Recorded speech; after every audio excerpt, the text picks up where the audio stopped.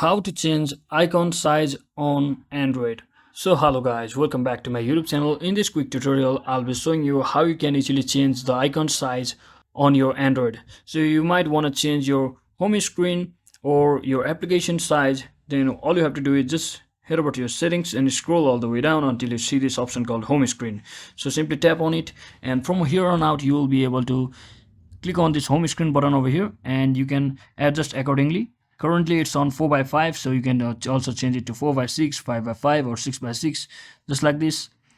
So I don't want to change it, so I'll just click on continue, cancel. And you can also similarly likewise change this app screen grid over here by simply changing it from 4 by 5 to 4 by 6, or 5 by 5, or 5 by 6, depends upon your choice. So I'll just select this one, and you can also use the same method for folder as well for making folder grid.